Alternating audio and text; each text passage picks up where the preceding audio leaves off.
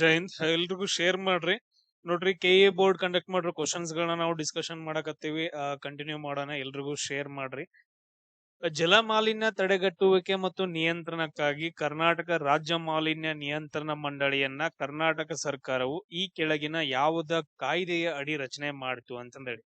So ಜಲ ಮಾಲಿನ್ಯ ತಡೆಗಟ್ಟು ಮಾಡಕ್ಕೆ, ಆಮೇಲೆ ನೆಕ್ಸ್ಟ್ ಅದನ್ನ ನಿಯಂತ್ರಣ ಮಾಡಕ್ಕೆ ಕರ್ನಾಟಕ ಜಲ ಮಾಲಿನ್ಯ ನಿಯಂತ್ರಣ ಮಂಡಳಿ ಅಂತಂದೇಳಿ ಇದನ್ನೊಂದು ರಚನೆ ಮಾಡ್ತಾರೆ ಕರ್ನಾಟಕ ಸರ್ಕಾರ. ಅದು ಯಾವ ಕಾಯ್ದೆ ಅಡಿ ಅಂತಂದ ಹೇಳಿದ್ರೆ ಜಲ ಮಾಲಿನ್ಯ ತಡೆಗಟ್ಟುವಿಕೆ ಮತ್ತು ನಿಯಂತ್ರಣ ಕಾಯ್ದೆ 1974. ಸೊ ಇದ್ರ ಪ್ರಕಾರ ಏನ್ ಮಾಡ್ತಾರ ಅಂತಂದ ಹೇಳಿದ್ರೆ ಇದನ್ನ ತಡೆಗಟ್ತಾರ, ಅಂದ್ರ ಜಾರಿಗೆ ತಗೊಂಡ್ ಬರ್ತಾರ. ಇದನ್ನ ನೆನ್ಪಿಟ್ಕೋಬೇಕು. ಇದು ನೀರಿನ ಗುಣಮಟ್ಟವನ್ನ ಕಾಪಾಡುವಂತಹ ಒಂದು ಆಕ್ಟ್ ಆಗೈತೆ. ನೆಕ್ಸ್ಟ್ ಕೆಳಗಿನವುಗಳನ್ನ ಓದಿ. ಕಲ್ಯಾಣ್ ಸೋನಾ, ಸೋನಾಲಿಕಾ, ಜಯ, ರತ್ನ, IR8 ಅಂತಂದೇಳಿ ಇವುಗಳಲ್ಲಿ ಅಕ್ಕಿ ತಳಿಗಳು ಯಾವ್ಯಾವ ಅಂತಂದ ಹೇಳಿ ಕ್ವಶನ್ ಕೇಳಿದಾರ. ಇದ್ರಲ್ಲಿ ಅಕ್ಕಿ ತಳಿಗಳು ಯಾವ್ಯಾವ ಅಂತಂದ ಹೇಳಿದ್ರ ಕಲ್ಯಾಣ್ ಸೋನಾ ಅಂತಂದ ಹೇಳಿ ಬರುತ್ತೆ ಒಂದ್ ಅಕ್ಕಿ ತಳಿ. ಅದಾದ ನಂತರ ನೆಕ್ಸ್ಟ್ ಜಯ ಅಂತಂದ ಹೇಳಿ ಒಂದು ಬರ್ತೈತಿ. ಆಮೇಲೆ ನೆಕ್ಸ್ಟ್ ನೋಡ್ರಿ, ಸೋನಾಲಿಕಾ ಅನ್ನೋದೊಂದ್ ಏನಂತಂದ ಹೇಳಿದ್ರೆ ಗೋಧಿ ತಳಿ ಇದು ಸೋನಾಲಿಕಾ. ಇದನ್ನ ಬಿಟ್ಬಿಟ್ಟು ಉಳಿದದ್ದೆಲ್ಲ ಏನಂತಂದ ಹೇಳಿದ್ರೆ ಅಕ್ಕಿ ತಳಿಗಳು ಬರ್ತಾವ, ACDE ಮಾತ್ರ ಅಂತಂದೇಳಿ. ಕಲ್ಯಾಣ್ ಸೋನಾ, ಜಯ, ರತ್ನ, IR8 ಇವೆಲ್ಲ ಏನಂತಂದ ಹೇಳಿದ್ರ 4 ಅಕ್ಕಿ ತಳಿಗಳು. ಸೋನಾಲಿಕಾ ಅನ್ನೋದೇನಂದ್ರೆ ಗೋಧಿ ಬರುವಂತಹ ಒಂದು ತಳಿ ಆಗೈತೆ. ಅದಾದ ನಂತರ ನೆಕ್ಸ್ಟ್ ಕ್ವಶನ್ ನೋಡನ್ರಿ.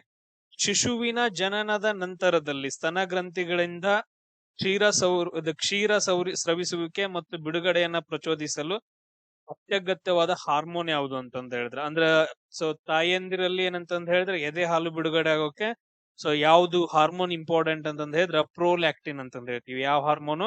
ಹಾಲು ಉತ್ಪಾದನೆಗೆ ಪ್ರೋಲ್ಯಾಕ್ಟಿನ್ ಇಂಪಾರ್ಟೆಂಟ್ ಆಗತ್ತ. ಅದಾದ ನಂತರ ಇನ್ನೊಂದು, ಸೊ ಇವನ್ ಆಕ್ಸಿಟೋಸಿನ್ ಕೂಡ ಹೆಲ್ಪ್ ಆಗತ್ತ. ಸೊ ಆಕ್ಸಿಟೋಸಿನ್ ಕೂಡ ಹೆಲ್ಪ್ ಆಗುತ್ತೆ, ಬಟ್ ಮೇನ್ ಏನಂತಂದಿದ್ರ ಪ್ರೋಲ್ಯಾಕ್ಟಿನ್ ಹೇಳ್ತೀವಿ. ಅದಾದ ನಂತರ ನೆಕ್ಸ್ಟ್ ವ್ಯಾಸೋಪ್ರೆಸಿನ್ ಅಂತಂದ ಐತಲ್ಲ, ಇದು ಮೂತ್ರದ ಸಾಂದ್ರತೆಯನ್ನ ನಿಯಂತ್ರಣ ಮಾಡುತ್ತೆ. ಮೂತ್ರದ ಸಾಂದ್ರತೆಯನ್ನ ನಿಯಂತ್ರಣ ಮಾಡುವಂತಹ ಒಂದು ಹಾರ್ಮೋನ್ ಯಾವ್ದಂದ್ರ ವ್ಯಾಸೋಪ್ರೆಸಿನ್ ಅಂತಂದ ಹೇಳ್ತೀವಿ. ಈ ಎಲ್ಲ ಹಾರ್ಮೋನ್ಗಳನ್ನ ನೆನ್ಪಿಟ್ಕೋಬೇಕು. ಅದಾದ ನಂತರ ನೆಕ್ಸ್ಟ್ ಇಲ್ಲಿ ಪ್ರೋಲ್ಯಾಕ್ಟಿನ್ ಅಂತಂದ ಹೇಳಿ 2 ಸರಿ ಬಂದೈತೆ, ಬಿಡ್ರಿ.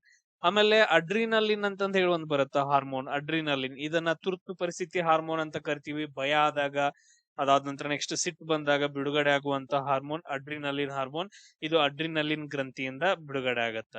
ಸೊ ಇಷ್ಟು ಕೆಲವೊಂದು ಪಾಯಿಂಟ್ಸ್ ಗಳು ನೆನ್ಪಿಟ್ಕೊಡ್ರಿ. ಅದಾದ ನಂತರ ನೆಕ್ಸ್ಟ್ ಕ್ವಶನ್ ನೋಡ್ರಿ. ಮಾನವನ ಹೃದಯದ ಅಂಗಗಳು ಮತ್ತು ಅವುಗಳ ಕಾರ್ಯಗಳನ್ನ ಕೆಳಗ್ ನೀಡಿದಾರ. ಅವುಗಳನ್ನ ಕರೆಕ್ಟ್ ಆಗಿ ಜೋಡಣೆ ಸರಿಯಾಗಿ ಯಾವ್ದು ಹೊಂದಾಣಿಕೆ ಆಗೈತೆ ಅನ್ನೋದು ನಾವು ನೋಡ್ಕೋಬೇಕೀಗ. ಇಲ್ಲಿ ನೋಡ್ರಿ, ಬಲ ಹೃತ್ಕರ್ಣ ದೇಹದ ಭಾಗಗಳಿಂದ ಅಶುದ್ಧ ರಕ್ತವನ್ನ ಸ್ವೀಕಾರ ಮಾಡತ್ತ. ಸೊ ಇದು ಕರೆಕ್ಟ್ ಆಗೈತೆ. ಬಲ ಹೃತ್ಕರ್ಣ ಏನ್ ಮಾಡತ್ತ ಅಂತಂದ ಹೇಳಿದ್ರ ದೇಹದ ಅಶುದ್ಧ ರಕ್ತವನ್ನ ತಗೊಂಡು ನೆಕ್ಸ್ಟ್ ಶುದ್ಧ ರಕ್ತವನ್ನಾಗಿ ಹೊರಗಡೆ ಹಾಕ್ತಾವ. ಇದು ಬಲ ಹೃತ್ಕರ್ಣದ ಒಂದು ಕರೆಕ್ಟ್ ಆಗಿರೋ ಸ್ಟೇಟ್ಮೆಂಟ್. ಅದಾದ ನಂತರ ನೆಕ್ಸ್ಟ್ ನೋಡ್ರಿ, ಕರೆಕ್ಟ್ ಆಗಿರೋದು ಅಷ್ಟ ನೋಡೋಣ. ಬಲ ಹೃತ್ಕಕ್ಷಿ. ಸೊ ಈ ಕಡೆ ಸೈಡ್ ಇನ್ನೊಂದ್ ಕಡೆ ಇರುತ್ತಲ್ಲ, ಬಲ ಹೃತ್ಕಕ್ಷಿ ಅಂತಂದ ಹೇಳ್ತೀವಿ. ಎಡ ಹೃತ್ಕರ್ಣದಿಂದ ಅಶುದ್ಧ ರಕ್ತವನ್ನ ಸ್ವೀಕಾರ ಮಾಡತ್ತ. ಎಡ ಹೃತ್ಕರ್ಣದಿಂದ ಏನ್ ಮಾಡತ್ತಂದ್ರ ಅಶುದ್ಧ ರಕ್ತವನ್ನ ಸ್ವೀಕಾರ ಮಾಡತ್ತ. ಅದಾದ ನಂತರ ನೆಕ್ಸ್ಟ್ ಇಲ್ಲಿ ನೋಡ್ರಿ, 2023 COVID-19ಗೆ mRNA ವ್ಯಾಕ್ಸಿನ್ ಅನ್ನ ಕಂಡುಹಿಡಿದು ನೊಬೆಲ್ ಪಾರಿತೋಷಕವನ್ನ ಗೆದ್ದಂತಹ ಪರ್ಸನ್ ಯಾರಂತಂದ್ರೆ ಕಾರಿಕೋ ಮತ್ತು ವೈಸ್ಮನ್ ಅಂತಂದ ಹೇಳ್ತೀವಿ. ಆಮೇಲೆ ಇದು 2023 ಅವ್ರು ಗೆಲ್ತಾರ. ಆಮೇಲೆ HJ ಕೊರಾನಾ ಅಂತಂದ ಹೇಳಿ ಬರ್ತಾರ ನೋಡ್ರಿ. ಇವರು DNA ಸಂಬಂಧಿತ ಥಿಂಗ್ಸ್ ಗಳಿಗೆ ಅವ್ರಿಗೆ ನೊಬೆಲ್ ಪ್ರಶಸ್ತಿ ಸಿಗತ್ತ. ಅದಾದ ನಂತರ ವ್ಯಾಟ್ಸನ್ ಅಂಡ್ ಕ್ರಿಕ್ ಇವ್ರು ಬರುವಂತದ್ ಏನಂತಂದ ಹೇಳಿದ್ರ ಇವ್ರಿಗೆ ನೊಬೆಲ್ ಪ್ರಶಸ್ತಿ ಸಿಗಂಗಿಲ್ಲ, ಬಟ್ ಆದ್ರೆ ಇವರು DNA ರಚನೆ ಬಗ್ಗೆ ಸ್ಟಡಿಯನ್ನ ಮಾಡಿದವರು. DNA ರಚನೆ ಬಗ್ಗೆ ಸ್ಟಡಿ ಮಾಡಿದವ್ರು ಯಾರಂತಂದ ಹೇಳಿದ್ರೆ ವ್ಯಾಟ್ಸನ್ ಅಂಡ್ ಕ್ರಿಕ್ ಅಂತಂದ ಹೇಳ್ತೀವಿ. ಸೊ ಅದಾದ ನಂತರ ಜೆಫ್ರಿ ಹಿಂಟನ್ ಅಂತಂದ ಹೇಳಿ ಇವರು AI ಗಾಗಿ ನೆನ್ಪಿಟ್ಕೊಳ್ರಿ, ಆರ್ಟಿಫಿಷಿಯಲ್ ಇಂಟೆಲಿಜೆನ್ಸ್ಗೆ ಸಂಬಂಧಪಟ್ಟಂತಹ ವ್ಯಕ್ತಿಗಳಾಗಿದ್ದಾರೆ.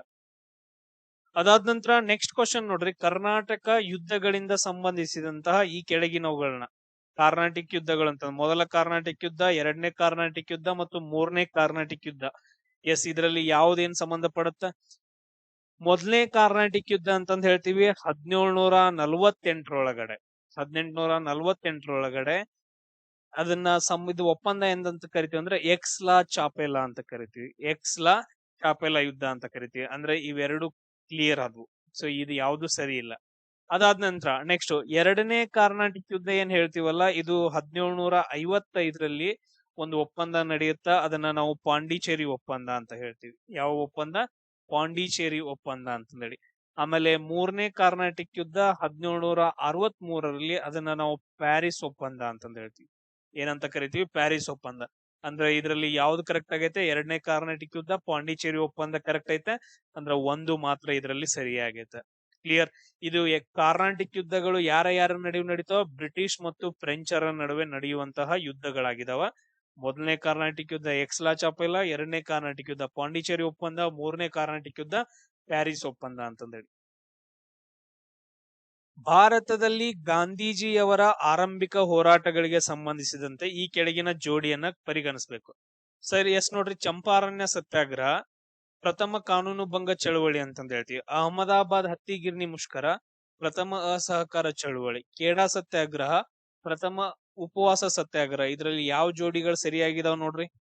ಎಸ್, ಇವೆಲ್ಲ ಏನಂತಂದ್ರೆ ಚೆಕ್ ಮಾಡ್ರಿ. ಚಂಪಾರಣ್ಯ ಸತ್ಯಾಗ್ರಹ ನಡೆಯುತ್ತ, ಇದು ರೈತರ ಪರವಾಗಿ ಬಿಹಾರ ಒಳಗಡೆ ನೀಲಿ ಬೆಳೆಯನ್ನ ಬೆಳಿ ಅಂತಂದ್ ಹೇಳ್ತಿರ್ತಾರ, ಅದಕ್ಕೋಸ್ಕರ ನಡೆಯುತ್ತೆ ಇದು. ಸೊ ಇದು ಕಾನೂನು ಭಂಗ ಅಲ್ಲ. ಅಹಮದಾಬಾದ್ ಹತ್ತಿಗಿರ್ನಿ ಏನಂತಂದ ಹೇಳಿದ್ರೆ ಕಾರ್ಮಿಕರ ಸಲುವಾಗಿ ನಡೆಯುತ್ತೆ. ಅಸಹಕಾರ ಚಳವಳಿ ಅಲ್ಲ. ಖೇಡಾ ಸತ್ಯಾಗ್ರಹ ಉಪವಾಸ ಸತ್ಯಾಗ್ರಹ ಅಲ್ಲ, ಅದು ಟ್ಯಾಕ್ಸ್ ಕಲೆಕ್ಷನ್ ಮಾಡ್ತಿರ್ತಾರೆ, ಜಾಸ್ತಿಯಾಗಿ ತೆರಿಗೆ ಮನ್ನಾ ಮಾಡ್ಬೇಕು ಅಂತಂದ್ ಹೇಳಿ ನಡೆಯುವಂತ ಥಿಂಗ್ಸ್ ಆಗೈತೆ. ಇದ್ರಲ್ಲಿ ಯಾವ್ದು ಅಲ್ಲ ಅಂತಂದ್ ಹೇಳ್ತೀವಿ. ಅಂದ್ರೆ ಇದು ಪ್ರಾಪರ್ ರೀಸನ್ಸ್ ಗಳು ಅಲ್ಲ ಅವೆಲ್ಲ. ಅದಾದ ನಂತರ ನೆಕ್ಸ್ಟ್ ನೋಡ್ರಿ, ಇನ್ನೊಂದ್ ನೆನ್ಪಿಟ್ಕೊಳ್ರಿ. 1915ರಲ್ಲಿ ಮಹಾತ್ಮ ಗಾಂಧೀಜಿಯವ್ರ ಏನ್ ಮಾಡ್ತಾರ ಅಂದ್ರ, ದಕ್ಷಿಣ ಆಫ್ರಿಕಾದಿಂದ ಎಲ್ಲಿ ಬರ್ತಾರ? ಭಾರತಕ್ಕೆ ಬರ್ತಾರ. ಅವ್ರು ಬಂದಿರುವಂತ ಆ ದಿನವನ್ನ ನಾವು ಜನವರಿ 9 ಅಂತಂದ್ ಹೇಳ್ತೀವಿ. ಭಾರತೀಯ ಪ್ರವಾಸಿ ದಿನ ಅಂತಂದ್ ಹೇಳಿ ಆಚರಣೆ ಮಾಡ್ತಾರೆ. ಏನಂತಂದ್ ಹೇಳಿ ಆಚರಣೆ ಮಾಡ್ತಾರ? ಭಾರತದ ಪ್ರವಾಸಿ ದಿನ ಅಂತಂದ್ ಹೇಳಿ. ನೆಕ್ಸ್ಟ್ ಕ್ವಶನ್ ನೋಡ್ರಿ. ಕರ್ನಾಟಕ ಅಂದ್ರೆ ದಕ್ಷಿಣ ಭಾರತದಲ್ಲಿ ರೈತವಾರಿ ಪದ್ಧತಿಗೆ ಜಾರಿಗೆ ಶ್ರಮಿಸಿದವ್ರು ಯಾರು? ರೈತವಾರಿ ಪದ್ಧತಿಯನ್ನ ಜಾರಿಗೆ ತಂದಂತವ್ರು ಯಾರು ಅಂತಂದೇಳಿ ದಕ್ಷಿಣ ಭಾರತದ ಒಳಗಡೆ. ಸೊ ಯಾರ್ಯಾರು ಆಗ್ತಾರ ನೋಡ್ರಿ, ಹೆಸರುಗಳನ್ನ ಕೊಟ್ಟಿದಾರೆ. ಯಾರ್ಯಾರು ಅಂತಂದ್ ಹೇಳಿದ್ರ ಅಲೆಕ್ಸಾಂಡರ್ ರಿಡ್, ಅದಾದ ನಂತರ ಥಾಮಸ್ ಮನ್ರೋ ಅಂತಂದ್ ಹೇಳ್ತೀವಿ. ಇವ್ರಿಬ್ರು ಏನ್ ಮಾಡ್ತಾರ ಅಂತಂದ್ ಹೇಳಿದ್ರ, ಮದ್ರಾಸ್ ಪ್ರಾಂತ್ಯಕ್ಕೆ ಸೇರಿದಂತಹ ಅಧಿಕಾರಿಗಳು. ಇವರು ದಕ್ಷಿಣ ಭಾರತದೊಳಗಡೆ ರೈತವಾರಿ ಪದ್ಧತಿಯನ್ನ ಜಾರಿಗೆ ತಗೊಂಡ್ ಬರ್ಬೇಕಂತಂದೇಳಿ. ರೈತವಾರಿ ಪದ್ಧತಿ ಅಂತಂದ್ ಹೇಳಿದ್ರ ಡೈರೆಕ್ಟ್ ರೈತರ ಏನಂತಂದ್ ಹೇಳಿದ್ರ ಬ್ರಿಟಿಷ್ ಸರ್ಕಾರಕ್ಕೆ ಟ್ಯಾಕ್ಸ್ ಅನ್ನ ಹೋಗಿ ಕಟ್ಟೋದು. ಇಲ್ಲಿ ಯಾರು ಜಮೀನ್ದಾರರು ಕಲೆಕ್ಟ್ ಮಾಡೋರು ಯಾರು ಇಲ್ಲ. ಡೈರೆಕ್ಟ್ ಬ್ರಿಟಿಷ್ ಸರ್ಕಾರಕ್ಕೆ ತೆರಿಗೆ ಕಟ್ಟುವಂತಹ ಒಂದು ಪದ್ಧತಿ, ಅದನ್ನ ನಾವು ರೈತವಾರಿ ಪದ್ಧತಿ ಅಂತಂದ್ ಹೇಳ್ತೀವಿ. ಥಾಮಸ್ ಮನ್ರೋ ಮತ್ತು ಅಲೆಕ್ಸಾಂಡರ್ ರಿಡ್ ಇದನ್ನ ಸ್ಟಾರ್ಟ್ ಮಾಡ್ತಾರ. ಸೊ ಅವಾಗ ಮದ್ರಾಸ್ ಗವರ್ನರ್ ಯಾರು ಇರ್ತಾರ ಅಂದ್ರೆ ಥಾಮಸ್ ಮನ್ರೋ ಇರ್ತಾನ. ರೈತವಾರಿ ಪದ್ಧತಿಯನ್ನ ಜಾರಿಗೆ ತಂದವರು ಯಾರಂದ್ರ ಥಾಮಸ್ ಮನ್ರೋ ಅಂತಂದ್ ಹೇಳ್ತೀವಿ. ನೆಕ್ಸ್ಟ್, ಪ್ಯಾರಿಸ್ ಒಲಿಂಪಿಕ್ 2024ರ ಸಮಾರಂಭದಲ್ಲಿ ಭಾರತದ ಧ್ವಜವನ್ನ ಹಿಡಿದವ್ರು ಯಾರು ಅಂತಂದೇಳಿ. ಎಸ್, ಪ್ಯಾರಿಸ್ ಒಲಿಂಪಿಕ್ ಒಳಗಡೆ ಯಾರು ಹಿಡಿತಾರ? ನೀರಜ್ ಚೋಪ್ರಾ. ಅದಾದ ನಂತರ ನೆಕ್ಸ್ಟ್ ಇನ್ನೊಬ್ರು ಯಾರು ಅಂತಂದ ಹೇಳಿದ್ರೆ PR ಶ್ರೀಜೇಶ್. ನೀರಜ್ ಚೋಪ್ರಾ ಮತ್ತು PR ಶ್ರೀಜೇಶ್ ಏನ್ ಮಾಡ್ತಾರ ಅಂದ್ರೆ 2024ರ ಪ್ಯಾರಿಸ್ ಒಲಿಂಪಿಕ್ ಅಲ್ಲಿ ಭಾರತದ ಧ್ವಜವನ್ನ ಹಿಡಿದ್ಬಿಟ್ಟು ನಡ್ಕೊಂಡು ಹೋಗ್ತಾರ. ಸೊ ಇದನ್ನ ನೆನ್ಪಿಟ್ಕೊಡ್ರಿ. ಸೊ ಇವಾಗ ನೋಡ್ರಿ, 2024ರ ಬೇಸಿಗೆ ಒಲಿಂಪಿಕ್ಸ್ ಎಲ್ಲಿ ನಡೆದೈತಿ? ಪ್ಯಾರಿಸ್ ಒಳಗಡೆ ನಡೆದೈತೆ. ನೆಕ್ಸ್ಟ್ ಏನಂತಂದ್ ಹೇಳಿದ್ರೆ 4 ವರ್ಷಕ್ಕೊಮ್ಮೆ ನಡೀತಿತ್ತು. ಅಂದ್ರೆ 2028ರ ಬೇಸಿಗೆ ಒಲಿಂಪಿಕ್ಸ್ ಎಲ್ಲಿ ನಡೆಯೋದವ ಅಂತ ಹೇಳಿದ್ರೆ USA ಒಳಗಡೆ, United States of America, Mexico, ಅದಾದ ನಂತರ ನೆಕ್ಸ್ಟ್ ಕೆನಡಾ, ಈ ಪ್ರದೇಶದೊಳಗಡೆ ನಡೆಯೋದವ USA, ಅಮೆರಿಕ ಸಂಯುಕ್ತ ಸಂಸ್ಥಾನದಲ್ಲಿ. ಅದಾದ ನಂತರ ನೆಕ್ಸ್ಟ್ ನೆನಪಿಟ್ಕೊಳ್ರಿ ಇಷ್ಟ ಪಾಯಿಂಟ್ಸ್ ಗಳನ್ನ. ಮೊದಲೇನಿತ್ತಂತಂದ್ ಹೇಳಿದ್ರೆ ಜರ್ಮನಿ, ಇಟಲಿ, ಹಂಗೇರಿ ಕೂಡ ಬಂದಿತ್ತು. ಬಟ್ ಆದ್ರೆ ಈ ಪಾಯಿಂಟ್ ಗಳನ್ನ ನೆನ್ಪಿಟ್ಕೊಳ್ಳಿ, ಇದು ಚೇಂಜ್ ಆಗೈತಿ ರೀಸೆಂಟ್. ಆಮೇಲೆ ನೆಕ್ಸ್ಟ್ ನೋಡ್ರಿ, ಅತಿ ಹೆಚ್ಚು ಪದಕಗಳನ್ನ ಗೆದ್ದವ್ರು ಯಾರು ಅಂತಂದೇಳಿ. ಅತಿ ಹೆಚ್ಚು ಪದಕಗಳನ್ನ ಗೆದ್ದವ್ರು ಯಾರು ಅಂತಂದ್ರೆ USA ದವ್ರು ಗೆಲ್ತಾರ. ಟೋಟಲ್ ಆಗಿ 126 ಪದಕಗಳನ್ನ, ಅದರಲ್ಲಿ 40 ಗೋಲ್ಡ್ ಅನ್ನ ಗೆಲ್ತಾರ. ಅದಾದ ನಂತರ ಸೆಕೆಂಡ್ ಪ್ಲೇಸ್ ಅಲ್ಲಿ ಚೀನಾ ಐತೆ. ಫಸ್ಟ್ ಪ್ಲೇಸ್, ಅದಾದ ನಂತರ ಸೆಕೆಂಡ್ ಪ್ಲೇಸ್, ಅಷ್ಟೇ ನೆನ್ಪಿಟ್ಕೊಡ್ರಿ. ಅದಾದ ನಂತರ ನೆಕ್ಸ್ಟ್ ನಮ್ ಇಂಡಿಯಾ ಬಗ್ಗೆ ನೋಡೋಣ. ಸೊ ಟೋಟಲ್ ಆಗಿ 6 ಪದಕಗಳು ಬಂದಿದಾವ. ಅದರಲ್ಲಿ ಒಂದೇನಂತಂದ ಹೇಳಿದ್ರೆ ಬೆಳ್ಳಿ ಪದಕ, ಇನ್ನು ಉಳಿದಿದ್ದು 5 ಏನಂತಂದ ಹೇಳಿದ್ರೆ ಕಂಚಿನ ಪದಕಗಳನ್ನ ಗೆದ್ದಿದ್ದಾರೆ. ಸೊ ಇದನ್ ಬಿಟ್ರೆ ಬೇರೆ ಯಾವ್ದ್ರಲ್ಲೂ ಗೆದ್ದಿಲ್ಲ. ಸೊ ಅದ್ರಲ್ಲಿ ಯಾರು ಅಂತಂದ ಹೇಳಿದ್ರೆ ಬೆಳ್ಳಿ ಪದಕವನ್ನ ಗೆದ್ದವ್ರ ಯಾರಂತಂದ ಹೇಳಿದ್ರೆ ನೀರಜ್ ಚೋಪ್ರಾ ಬೆಳ್ಳಿ ಪದಕವನ್ನ ಗೆಲ್ತಾರ. ಉಳ್ದವ್ರ 5 ಜನ ಏನಂತಂದ ಹೇಳಿದ್ರೆ ಕಂಚಿನ ಪದಕವನ್ನ. ಯಾರ್ಯಾರು? ಮನು ಬಾಕರ್ ಅಂತಂದ ಹೇಳಿ ಒಬ್ರು ಬರ್ತಾರ, ಇವ್ರು ಶೂಟಿಂಗ್ಗೆ. ಆಮೇಲೆ ಮನು ಬಾಕರ್ ಮತ್ತು ಸರ್ಬ್ಜೋತ್ ಸಿಂಗ್. ಮತ್ ಇನ್ನೊಬ್ರು ಸರಬ್ಜೋತ್ ಅಂತಂದೇಳಿ ಸರಬ್ಜೋತ್ ಸಿಂಗ್. ಇವರು ಕೂಡ ಯಾವ್ದಕ್ ಬರ್ತಾರ ಅಂದ್ರೆ ಶೂಟಿಂಗ್ ಬರ್ತಾರ. ಆಮೇಲೆ ನೆಕ್ಸ್ಟ್ ಇನ್ನೊಂದ್ ಯಾರಾದ್ರ ಸ್ವಪ್ನಿಲ್ ಕುಸಾಲೆ ಅಂತಂದೇಳಿ ಸ್ವಪ್ನಿಲ್ ಕುಸಾಲೆ ಅನ್ನೋ ಒಬ್ರು ವ್ಯಕ್ತಿ ಬರ್ತಾರ. ಇವರು ಕೂಡ ಏನಂತಂದ್ರೆ ಶೂಟಿಂಗ್ ಗೆ ಸಂಬಂಧಿಸಿದವರು. ಅದಾದ ನಂತರ ನೆಕ್ಸ್ಟ್ ಪುರುಷರ ಹಾಕಿ ಟೀಮ್. ಇನ್ನೊಂದ್ ಯಾವ್ದಂತಂದ್ರೆ ಪುರುಷರ ಹಾಕಿ ಟೀಮ್. ಸೊ ಅವ್ರೇನಂತಂದ್ರೆ ಕಂಚಿನ ಪದಕವನ್ನ ಗೆಲ್ತಾರ. ಅದಾದ ನಂತರ ಅಮನ್ ಸೆಹರಾವತ್ ಅಂತಂದೇಳಿ ಕುಸ್ತಿಗೆ. ಅಮನ್ ಸೆಹರಾವತ್ ಕುಸ್ತಿಗೆ. ಇಷ್ಟು ಜನ ಏನಂತಂದ್ರೆ ಕಂಚಿನ ಪದಕಗಳನ್ನ ಇವುಗಳನ್ನ ನೆನ್ಪಿಟ್ಕೊಳ್ರಿ 2024ರದ್ದು. ಎಸ್ 18ನೇ ಲೋಕಸಭೆಯಲ್ಲಿ ಅತ್ಯಂತ ಹೆಚ್ಚು ಸಂಸದರನ್ನ ಹೊಂದಿರುವಂತ ಸರ್ಕಾರ ಯಾವ್ದಂತಂದ್ ಹೇಳಿದ್ರ ನಾವು ಬಿಜೆಪಿ ಅಂತಂದ್ ಹೇಳ್ತೀವಿ. ಅದರಲ್ಲಿ ಯಾವ್ದು ಇದನ್ನ ಇಲ್ಲ, ಯಾಕಂತಂದ್ ಹೇಳಿದ್ರೆ ಅಧಿಕಾರದ ಒಳಗಡೆ ಐತೆ. ಆಮೇಲೆ ನೆಕ್ಸ್ಟ್ ಕ್ವಶನ್ ನೋಡ್ರಿ, ಪ್ಯಾರಾ ಒಲಿಂಪಿಕ್ಸ್ 2023 ಪ್ಯಾರಾ ಒಲಿಂಪಿಕ್ಸ್ 2024 ಸಂಬಂಧಪಟ್ಟಿರುವಂತಹ ಒಂದು ಕ್ವಶನ್ ಐತೆ. ಇದ್ರಲ್ಲಿ ಯಾವ ಸರಿ ಅದಾವ ಅಂತಂದೇಳಿ ಹೇಳಿದ್ರ ನೋಡ್ರಿ, option A para Olympics France ದೇಶದ ರಾಜಧಾನಿ. ಸೊ ಒಲಿಂಪಿಕ್ಸ್ ಎಲ್ಲಿ ನಡೆಯುತ್ತಾ, ಪ್ಯಾರಾ ಒಲಿಂಪಿಕ್ಸ್ ಅಲ್ಲಿ ನಡೆಯುತ್ತಾ. ಪ್ಯಾರಾ ಒಲಿಂಪಿಕ್ಸ್ ಫ್ರಾನ್ಸ್ ಒಳಗಡೆ ನಡೆದೈತೆ 2024ರದ್ದು. ಅದಾದ ನಂತರ ನೆಕ್ಸ್ಟ್ ನೋಡ್ರಿ, 2024ರ ಪ್ಯಾರಾ ಒಲಿಂಪಿಕ್ಸ್ ನಲ್ಲಿ ಭಾರತದ ಕ್ರೀಡಾಪಟುಗಳು ಮೊದಲ ಬಾರಿಗೆ ಹೆಚ್ಚು ಪದಕವನ್ನ ಗೆದ್ದಿದ್ದಾರೆ. ಕರೆಕ್ಟ್. ಎಸ್, ಅದಾದ ನಂತರ ನೆಕ್ಸ್ಟ್ ನೋಡ್ರಿ, ಕ್ರಮವಾಗಿ ಚೀನಾ, ಬ್ರಿಟನ್ ಮತ್ತು ಅಮೆರಿಕ ಹೆಚ್ಚು ಪದಕಗಳನ್ನ ಗೆದ್ದಂತದ್ದು. ಅತಿ ಹೆಚ್ಚು ಪದಕಗಳನ್ನ ಯಾರು ಗೆದ್ದಿದ್ದಾರೆ? ಚೀನಾದವ್ರು ಗೆದ್ದಿದ್ದಾರೆ. ಸೆಕೆಂಡ್ ಪ್ಲೇಸ್ ಬ್ರಿಟನ್ ದವರು, ಥರ್ಡ್ ಪ್ಲೇಸ್ ಅಮೆರಿಕದವರು. ಎದ್ರೊಳಗಡೆ? ಪ್ಯಾರಾ ಒಲಿಂಪಿಕ್ಸ್ ಗಳಲ್ಲಿ. ಇವು ಮೂರು ಏನಂತಂದ್ರೆ ಕರೆಕ್ಟ್ ಆಗಿರೋ ಆಪ್ಷನ್ಸ್ ಗಳಾಗಿದಾವ. Second one wrong. ಇದು ಪ್ಯಾರಾ ಒಲಿಂಪಿಕ್ 4-5 ವರ್ಷಕ್ಕೊಮ್ಮೆ ನಡೆಯಂಗಿಲ್ಲ, ಅದು ಕೂಡ 4 ವರ್ಷಕ್ಕೊಮ್ಮೆ ನಡೆಯುತ್ತೆ. ನಮ್ ಇಂಡಿಯಾದವ್ರು ಎಷ್ಟು ಪದಕಗಳನ್ನ ಗೆದ್ದಿದಾರ ಅಂತಂದ್ ಹೇಳಿ ನೋಡ್ಕೋಬೇಕು ನಾವು. ಸೊ ಕಮೆಂಟ್ ಅನ್ನ ಹಾಕ್ರಿ, ಗೋಲ್ಡ್ ಅನ್ನ ಎಷ್ಟು ಗೆದ್ದಿದಾರ, ಸಿಲ್ವರ್ ಎಷ್ಟು ಗೆದ್ದಿದಾರ, ಅದಾದ ನಂತರ ನೆಕ್ಸ್ಟ್ ಬ್ರಾಂಜ್ ಎಷ್ಟು ಗೆದ್ದಿದಾರ ಅಂತಂದೇಳಿ.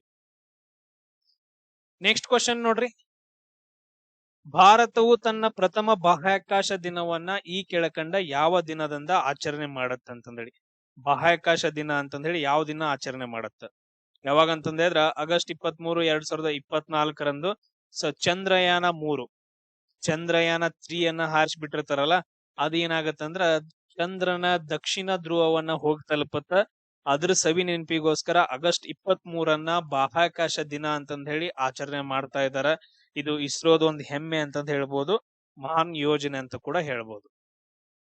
ಅದಾದ ನಂತರ ನೆಕ್ಸ್ಟ್ ಕ್ವಶನ್ ನೋಡ್ರಿ, ಭಾರತದ ರಾಷ್ಟ್ರೀಯ ಲಾಂಛನದಲ್ಲಿ ಕೆಳಕಂಡ ಪ್ರಾಣಿಗಳು ಕಂಡು ಬರ್ತವೆ. ಯಾವ್ಯಾವ ಕಂಡು ಬರ್ತಾವ ಕೆಳಕಂಡ ಪ್ರಾಣಿಗಳು ಭಾರತದ ರಾಷ್ಟ್ರೀಯ ಲಾಂಛನದೊಳಗಡೆ?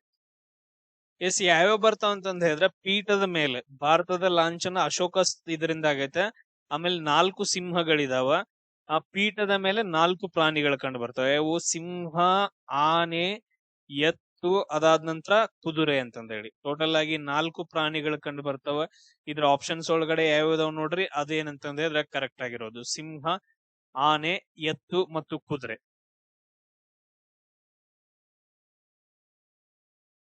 ಸೊ ಅದಾದ ನಂತರ ನೆಕ್ಸ್ಟ್ ಕ್ವಶನ್ ನೋಡ್ರಿ, ದಾದಾ ಸಾಹೇಬ್ ಫಾಲ್ಕೆ ಪ್ರಶಸ್ತಿಗೆ ಸಂಬಂಧಪಟ್ಟಂತಹ ಈ ಕೆಳಗಿನ ಯಾವ ಹೇಳಿಕೆ ತಪ್ಪಾಗಿದೆ ಅಂತಂದ ಹೇಳಿ. ಸೊ ಯಾವ ಹೇಳಿಕೆ ತಪ್ಪಾಗಿದೆ ಅಂತಂದ ಹೇಳಿ ನೋಡ್ರಿ. ಸೊ ಭಾರತ ಸರ್ಕಾರವು 1950ರಲ್ಲಿ ಈ ಪ್ರಶಸ್ತಿಯನ್ನ ಸ್ಥಾಪನೆ ಮಾಡಿತು ಅಂತಂದ ಹೇಳಿ. ಸೊ 1950ರಲ್ಲಿ ಸ್ಥಾಪನೆ ಮಾಡಂಗಿಲ್ಲ, 1969ರಲ್ಲಿ ಇದನ್ನ ಸ್ಥಾಪನೆ ಮಾಡ್ತಾರ. ನೆಕ್ಸ್ಟ್, ದಾದಾ ಸಾಹೇಬ್ ಫಾಲ್ಕೆ ಪ್ರಶಸ್ತಿಯನ್ನ ಪ್ರಥಮ ಬಾರಿಗೆ ಪೃಥ್ವಿರಾಜ್ ಕಪೂರ್ ಪಡಿತಾರ ಅಂತಂದೇಳಿ. ಸೊ ಪೃಥ್ವಿರಾಜ್ ಕಪೂರ್ ಪಡೆಯಂಗಿಲ್ಲ, ಅದನ್ನ ದೇವಿಕಾ ರಾಣಿ ಅವರು ಪಡಿತಾರೆ. ಯಾರಂತಂದ್ರೆ ದೇವಿಕಾ ರಾಣಿ ಅವರು ದಾದಾ ಸಾಹೇಬ್ ಫಾಲ್ಕೆ ಪ್ರಶಸ್ತಿಯನ್ನ ಪ್ರಥಮ ಬಾರಿಗೆ ಪಡಿತಾರ. ಈ ಪ್ರಶಸ್ತಿಯನ್ನ ಮಿಥುನ್ ಚಕ್ರವರ್ತಿ 69ನೇ ರಾಷ್ಟ್ರೀಯ ಚಲನಚಿತ್ರ ಪ್ರಶಸ್ತಿ ಸಮಾರಂಭದಲ್ಲಿ ನೀಡಿ ಗೌರವಿಸಲಾಯಿತು ಅಂತಂದೇಳಿ. ಸೊ 69ನೇದಲ್ಲ, 53ನೇದದು 53ನೇ ಪ್ರಶಸ್ತಿ ಪಡೆದಿದ್ದಾರೆ ಅಂತ ಮಿಥುನ್ ಚಕ್ರವರ್ತಿ. ನೆಕ್ಸ್ಟ್, ಅದಾದ ನಂತರ ಡಾಕ್ಟರ್ ರಾಜ್ಕುಮಾರ್ ಅವರು 43ನೇ ರಾಷ್ಟ್ರೀಯ ಚಲನಚಿತ್ರ ಪ್ರಶಸ್ತಿ ಪ್ರದಾನ ಸಂದರ್ಭದಲ್ಲಿ ಈ ಪ್ರಶಸ್ತಿಯನ್ನ ಸ್ವೀಕಾರ ಮಾಡಿದಾರೆ ಅಂತಂದೇಳಿ. ಸೊ ಅವರು ಎಸ್, ಇದು ಕರೆಕ್ಟ್ ಆಗೈತೆ. 43ನೇದು ಯಾವಾಗ ಅಂದ್ರೆ 1995 ಒಳಗಡೆ. ಇಲ್ಲಿ ಡಿ ಮಾತ್ರ ಕರೆಕ್ಟ್ ಆಗೈತೆ. ಅದಾದ ನಂತರ ನೆಕ್ಸ್ಟ್ ಯಾವ್ಯಾವ ರಾಂಗ್ ಇದಾವ ಅಂತಂದ್ರೆ ABC ರಾಂಗ್ ಇದಾವೆ. ಯಾವ್ಯಾವ ABC 3 ರಾಂಗ್ ಇದಾವ, D1 ಮಾತ್ರ ಏನಂದ್ರೆ ಕರೆಕ್ಟ್ ಆಗೈತೆ. ಆಮೇಲೆ ನೆಕ್ಸ್ಟ್ ಕ್ವಶನ್ ನೋಡ್ರಿ, HSRP ಅನ್ನ ಅದ್ರದ್ದು ಫುಲ್ ಫಾರ್ಮ್ ಅನ್ನ ಹೇಳ್ರಿ ಅಂತಂದ ಹೇಳಿದಾರೆ. HSRP ಅಂತಂದ್ರೆ ಹೈ ಸೆಕ್ಯೂರಿಟಿ ರಿಜಿಸ್ಟ್ರೇಷನ್ ಪ್ಲೇಟ್ ಅಂತಂದೇಳಿ. ಹೈ ಸೆಕ್ಯೂರಿಟಿ ರಿಜಿಸ್ಟ್ರೇಷನ್ ಪ್ಲೇಟ್ ಅಂತಂದ ಹೇಳ್ತೀವಿ. ಇದು ಹೆಚ್ಚಿನ ಭದ್ರತೆಯ ನಂಬರ್ ಪ್ಲೇಟ್ ಅಂತಂದ ಹೇಳ್ತೀವಿ. ಇದನ್ನ ಸರ್ಕಾರ ಕಡ್ಡಾಯಗೊಳಿಸಲಾಗಿದೆ. ವಾಹನ ಏನಾದ್ರೂ ಕಳ್ಳತನ ಮಾಡಿದ್ರು ಅಂತಂದ ಹೇಳಿದ್ರೆ ಅದನ್ನ ಸುಲಭವಾಗಿ ನಕಲು ಮಾಡಕ್ ಬರಂಗಿಲ್ಲ. ಅದು ಸರ್ಕಾರಿ ಪ್ರಾಮಾಣೀಕೃತವಾಗಿರುವಂತಹ ಪಿಟ್ಟಿಂಗ್ ಸೆಂಟರ್ ಗಳಲ್ಲಿ ಮಾತ್ರ ಮಾಡ್ತಾರ. ಸೊ ಅದಕ್ಕೋಸ್ಕರ ಇದು ಡಿಜಿಟಲ್ ಟ್ರ್ಯಾಕಿಂಗ್ ಗೆ ಸಹಾಯ ಮಾಡುತ್ತೆ. ಯಾವುದು? ಆ plate, HSPR plate. Next, Bharat ಸರ್ಕಾರವು ರಚಿಸಿದ ಒಂದು ರಾಷ್ಟ್ರ ಒಂದು ಚುನಾವಣೆ ಉನ್ನತಾಧಿಕಾರಿಯ ಸಮಿತಿಯ ಅಧ್ಯಕ್ಷರು ಯಾರಾಗಿದ್ರು ಅಂತಂದೇಳಿ ರಾಮನಾಥ್ ಕೋವಿಂದ್ ಆಗಿದ್ರು. ಯಾರಾಗಿದ್ರು? ರಾಮನಾಥ್ ಕೋವಿಂದ್ ಅವರು ಉನ್ನತಾಧಿಕಾರಿ ಸಮಿತಿಯ ಅಧ್ಯಕ್ಷರಾಗಿರ್ತಾರ. ಇದು ಲೋಕಸಭೆ ಅದಾದ ನಂತರ ನೆಕ್ಸ್ಟ್ ವಿಧಾನಸಭೆಗಳನ್ನ, ಸೊ ಲೋಕಸಭೆ ಮತ್ತು ವಿಧಾನಸಭೆಗಳ ಚುನಾವಣೆಗಳನ್ನ ಒಂದೇ ಟೈಮ್ ಅಲ್ಲಿ ಮಾಡ್ಬೇಕು ಅಂತಂದ ಹೇಳಿ ಇದ್ರದ್ದು ಗುರಿ ಆಗಿತ್ತು. ಯಾಕಂತಂದ್ರೆ ಖರ್ಚು ವೆಚ್ಚ ಆಮೇಲೆ ಮೇಂಟೆನೆನ್ಸ್ ಎವ್ರಿಥಿಂಗ್ ಕಮ್ಮಿ ಆಗ್ಬಿಡತ್ತ, ಸಡನ್ ಆಗಿ ಹಾಫ್ ಕಮ್ಮಿ ಆಗ್ಬಿಡತ್ತ ಎಟ್ ಎ ಟೈಮ್ ನಡೆಸೋದ್ರಿಂದ. ಒಂದು ರಾಷ್ಟ್ರ ಒಂದು ಚುನಾವಣೆ ಅಂತಂದೇಳಿ ಅದನ್ನ ಇಂಪ್ಲಿಮೆಂಟ್ ಮಾಡ್ತಿದಾರೆ ಇನ್ನು. ನೆಕ್ಸ್ಟ್ ಕ್ವಶನ್ ನೋಡ್ರಿ, ಹೊಂದಿಸಿ ಬರೆಯಿರಿ ಅಂತಂದ ಹೇಳಿ. ಯಾವ್ಯಾವ ಕರೆಕ್ಟ್ ಅದಾವ ನೋಡ್ರಿ? ಕದಂಬರು, ಗಂಗರು, ಚಾಲುಕ್ಯರು ಮತ್ತು ರಾಷ್ಟ್ರಕೂಟರು ಅಂತಂದೇಳಿ. ನಮ್ಗೆ ರಾಷ್ಟ್ರಕೂಟರದ್ ಗೊತ್ತೈತೆ ಗರುಡ ಲಾಂಛನ ಅಂತಂದೇಳಿ. ರಾಷ್ಟ್ರಕೂಟರದ್ ಏನಂತಂದ್ರೆ ಗರುಡ ಲಾಂಛನ. ಸೊ 2 ಆಪ್ಷನ್ಸ್ ಗಳು ಡಿಲೀಟ್ ಆಗ್ತಾವ. ಅದಾದ ನಂತರ ನೆಕ್ಸ್ಟ್ ನೋಡ್ರಿ, ಕದಂಬರ್ದ ಏನಂತಂದ್ರೆ ಸಿಂಹ ಲಾಂಛನ ಬರುತ್ತೆ. ಸಿಂಹ ಮತ್ತು ವಾನರ ಧ್ವಜ ಇರುವಂತಹ ಲಾಂಛನ A3 ಅಂತಂದ ಹೇಳಿ. ಸೊ ಅಂದ್ರೆ ನಮ್ಗೆ ಇಲ್ಲಿ ಆಪ್ಷನ್ 3 ಕರೆಕ್ಟ್ ಆಗತ್ತೆ, A3. ಆಮೇಲೆ ನೆಕ್ಸ್ಟ್ ಗಂಗರದ್ ಯಾವ್ದು? ಗಂಗರದ್ ಯಾವ್ದಂತಂದ್ರೆ ನಂದಿ ಅಂತಂದೇಳಿ. ಚಾಲುಕ್ಯರದ್ ಏನಂತಂದ್ರೆ ವರಾಹ ಅಂತಂದೇಳಿ. ಸೊ ಇವೆಲ್ಲ ಏನಂತಂದ ಹೇಳಿದ್ರ ರಾಜ ಲಾಂಛನಗಳಾಗ್ತಾವ. ಆಮೇಲೆ ನೆಕ್ಸ್ಟ್ ಮೈಸೂರು ಒಡೆಯರ್ದ್ ಯಾವ್ದು ರಾಜ ಲಾಂಛನ ಅಂತಂದ ಹೇಳಿ ನನಗೆ ಕಮೆಂಟ್ ಅನ್ನ ಹಾಕ್ಬೇಕು. ಈ ಕೆಳಗಿನ ಜೋಡಿಗಳಲ್ಲಿ ತಪ್ಪಾಗಿರೋದನ್ನ ಗುರುತಿಸಬೇಕು. ಗಾಂಧಿ ಇರ್ವಿನ್ ಒಪ್ಪಂದ 1931ರಲ್ಲಿ ನಡೆಯುತ್ತೆ. ಇದು ಗಾಂಧೀಜಿ ಮತ್ತು ಅಂಬೇಡ್ಕರ್ ಅವರ ನಡುವೆ ನಡೆಯುವಂತಹ ಒಂದು ಒಪ್ಪಂದ. ಇದರಲ್ಲಿ ಮೀಸಲಾತಿಗಳ ಬಗ್ಗೆ ಡಿಸ್ಕಷನ್ ಮಾಡ್ತಾರ. ಅದಾದ ನಂತರ ನೆಹರು ವರದಿ 1928ರಲ್ಲಿ, ನೆಹರು ವರದಿ ಅಂತಂದ ಹೇಳ್ತೀವಿ. ಎಸ್, ಇದು ಕೂಡ ಕರೆಕ್ಟ್ ಆಗೈತೆ, ನೆಹರು ವರದಿ ಅಂತಂದ ಹೇಳಿ. ಅದಾದ ನಂತರ ನೆಕ್ಸ್ಟ್ ಆಗಸ್ಟ್ ಕೊಡುಗೆ 1939. ಆಗಸ್ಟ್ ಕೊಡುಗೆ 1939ರಲ್ಲಿ ಬರಂಗಿಲ್ಲ, ಇದು 1940ರಲ್ಲಿ ಬರುತ್ತೆ. So option 3. ವೆವೆಲ್ ಯೋಜನೆ ಯಾವಾಗ? 1945ರಲ್ಲಿ.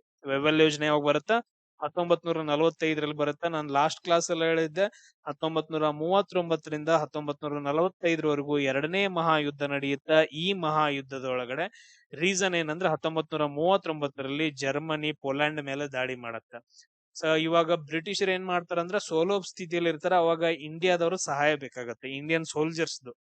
ಸೊ ಇಂಡಿಯನ್ ಸೋಲ್ಜರ್ಸ್ ನ ಕೊಡ್ರಿ, ನಿಮ್ಗೆ ಡೊಮಿನಿಯನ್ ಸ್ಟೇಟಸ್ ಅನ್ನ ಕೊಡ್ತೀವಿ.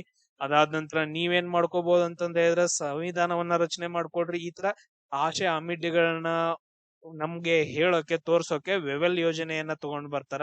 ಅದಕ್ಕಿಂತ ಮುಂಚೆ ಬೇರೆ ಬೇರೆ ಕ್ರಿಪ್ಸ್ ಆಯೋಗ ಅವು ಇವು ಬರ್ತಾವ. ಲಾಸ್ಟ್ ಕ್ಯಾಬಿನೆಟ್ ಆಯೋಗ ಬರುತ್ತೆ. ಸೊ ಅಲ್ಲಿ ನಮಗ್ ಪರ್ಮಿಷನ್ ಸಿಗುತ್ತೆ ಸಂವಿಧಾನ ರಚನೆ ಮಾಡೋಕೆ. ಯಾವ ಆಯೋಗದಿಂದ? ಕ್ಯಾಬಿನೆಟ್ ಆಯೋಗದಿಂದ. ಸೊ ಇಷ್ಟು ಪಾಯಿಂಟ್ಸ್ ಗಳು. ಅದಾದ ನಂತರ ನೆಕ್ಸ್ಟ್ ಕ್ವಶನ್ ನೋಡ್ರಿ, ಇದನ್ನು ಕೂಡ ಹೊಂದಿಸಿ ಬರೆಯಿರಿ ಅಂತಂದೈತಿ. ಇದು ರಾಜಧಾನಿ, ದೇಶ ಮತ್ತು ದೇಶದ ರಾಜಧಾನಿಗಳು. ಈಜಿಪ್ಟ್ ಏನಂತಂದ ಹೇಳಿದ್ರೆ ಕೈರೋ ಅಂತಂದ ಹೇಳ್ತೀವಿ. ಈಜಿಪ್ಟ್ ಏನಂತಂದ ಹೇಳಿದ್ರೆ ಕೈರೋ ಅಂತಂದ ಹೇಳ್ತೀವಿ. B2 ಎಲ್ಲೈತಿ ನೋಡ್ರಿ, B2. So ಉಳಿದದ್ದೆಲ್ಲ wrong. B2 ಏನಂತಂದ ಹೇಳಿದ್ರೆ 1ರಲ್ಲಿ ಐತೆ. B2 ನ B3 ನ B2. ಅದಾದ ನಂತರ ಕಿನ್ಯಾ ದೇಶದ ರಾಜಧಾನಿ ಏನಂತಂದ ಹೇಳಿದ್ರೆ ನೈರೋಬಿ ಅಂತಂದ ಹೇಳ್ತೀವಿ. ಕಿನ್ಯಾ ದೇಶದ ರಾಜಧಾನಿ ಯಾವುದು? ನೈರೋಬಿ. ದಕ್ಷಿಣ ಕೊರಿಯಾದ ರಾಜಧಾನಿ ಏನಂತಂದ ಹೇಳಿದ್ರ ಏನಂತಂದ ಹೇಳ್ತೀವಿ? ಸಿಯೋಲ್ ಅಂತಂದ ಹೇಳ್ತೀವಿ. ಆಮೇಲೆ ಆಗ್ನೇಯ ಇದು ಆಫ್ರಿಕಾ ಅಂತಂದ ಹೇಳಿದ್ರ ಕನ್ಸಾಪ್ರಾಮ್ ಅಂತಂದ ಹೇಳಿ. ಅದೇನು ಆಗ್ನೇಯ ಆಫ್ರಿಕಾ ಅನ್ನೋದೊಂದೇನ್ ರಾಷ್ಟ್ರ ದೇಶ ಅಲ್ಲ, ಅದು ಅದ್ರದ್ದು ಹೆಡ್ ಕೊಟ್ಟಿದಾರಷ್ಟೇ. ಸೊ ಉಳಿದದ್ದೆಲ್ಲ ಕರೆಕ್ಟ್ ಆಗಿದ್ರೆ ಮುಗಿದೋಯ್ತಲ್ಲ. ಇಲ್ಲಿ ನೋಡ್ರಿ, ಇದು ಆಪ್ಷನ್ಸ್ ಗಳು ರಾಂಗ್ ಇದಾವ, ಅವುಗಳನ್ನ ಬಿಟ್ಬಿಡ್ರಿ, ಅದ್ರ ಬಗ್ಗೆ ಟೆನ್ಷನ್ ತಗೋಬೇಡ್ರಿ. ನೆಕ್ಸ್ಟ್ ಕ್ವಶನ್ ನೋಡ್ರಿ, ದ್ವಿತೀಯ ಪೀಳಿಗೆ, ಅದಾದ ನಂತರ ನೆಕ್ಸ್ಟ್ ತೃತೀಯ ಪೀಳಿಗೆ, ಚತುರ್ಥ ಪೀಳಿಗೆ ಅಂತಂದ ಹೇಳಿ ಟ್ರಾನ್ಸಿಸ್ಟರ್ ಗಳ ಹೆಸರುಗಳನ್ನ ಕೊಟ್ಟಿದಾರ. ಈ ಟ್ರಾನ್ಸಿಸ್ಟರ್ ಗಳ ಹೆಸರುಗಳನ್ನ ನಾವು ನೋಡ್ಕೋಬೇಕು. ಪ್ರಥಮ ಪೀಳಿಗೆ ಒಳಗಡೆ ಏನ್ ಬರ್ತಾವ ಅಂತಂದ್ರೆ ವ್ಯಾಕ್ಯೂಮ್ ಟ್ಯೂಬ್ಸ್ ಬರ್ತಾವ. ಪ್ರಥಮ ಪೀಳಿಗೆ ಒಳಗಡೆ ಏನಂತಂದ್ರೆ ಸಾರಿ, ಒಂದ್ ನಿಮಿಷ ಇರ್ರಿ. ಪ್ರಥಮ ಪೀಳಿಗೆ ಒಳಗಡೆ ವ್ಯಾಕ್ಯೂಮ್ ಟ್ಯೂಬ್. ಅದಾದ ನಂತರ ದ್ವಿತೀಯ ಪೀಳಿಗೆ ಒಳಗಡೆ ಏನ್ ಬರ್ತಾವ ಅಂತಂದ್ರೆ ಟ್ರಾನ್ಸಿಸ್ಟರ್ಸ್ ಬರ್ತಾವ. ದ್ವಿತೀಯ ಪೀಳಿಗೆ ಒಳಗಡೆ ಮೊದಲು ವ್ಯಾಕ್ಯೂಮ್ ಟ್ಯೂಬ್ ಅನ್ನ ಯೂಸ್ ಮಾಡ್ತಿದ್ರು, ಆಮೇಲೆ ಟ್ರಾನ್ಸಿಸ್ಟರ್ ಯೂಸ್ ಮಾಡಕ್ ಸ್ಟಾರ್ಟ್ ಮಾಡಿದ್ರು. ತೃತೀಯ ಪೀಳಿಗೆ ಒಳಗಡೆ IC ಗಳನ್ನ ಯೂಸ್ ಮಾಡ್ತಾರ. ಆಮೇಲೆ ಇವಾಗ ಚತುರ್ಥ ಪೀಳಿಗೆ ಒಳಗಡೆ ಏನಂತಂದ್ರೆ VLSI ಗಳನ್ನ. VLSI ಈ ತರ ಕ್ರಾಸ್ ಬರುತ್ತೆ ನೋಡಿ, ಕ್ರಾಸ್. ಸೊ ಇದೇನಂತಂದ ಹೇಳಿದ್ರೆ ಕಂಪ್ಯೂಟರ್ ಒಳಗಡೆ ಬರುವಂತಹ ಪೀಳಿಗೆಗಳಾಗಿದಾವ, ಪ್ರಥಮ, ದ್ವಿತೀಯ, ತೃತೀಯ ಅಂತಂದೇಳಿ ಅದರಲ್ಲಿ ಯಾವ ಮಟೀರಿಯಲ್ಸ್ ಗಳನ್ನ ಯೂಸ್ ಮಾಡಿದಾರ ಅಂತಂದೇಳಿ ಇವುಗಳನ್ನ ನೀವು ಕರೆಕ್ಟ್ ಆಗಿ ನೋಟ್ಸ್ ಮಾಡ್ಕೊಳ್ರಿ. ನೆಕ್ಸ್ಟ್ ಕ್ಲಾಸ್ ಅಲ್ಲಿ ಮತ್ತೆ ಡಿಸ್ಕಷನ್ ಮಾಡೋಣ. ಇನ್ನೂ ಟಫ್ ಆಗಿರೋ ಕ್ವಶನ್ಸ್ ಗಳನ್ನ ತಗೊಂಡ್ ಬರೋಣ. KE ಬೋರ್ಡ್ ಕಂಡಕ್ಟ್ ಮಾಡಿರೋದು, ಎಲ್ರಿಗೂ ಶೇರ್ ಮಾಡ್ರಪ್ಪ ಮೊದಲು.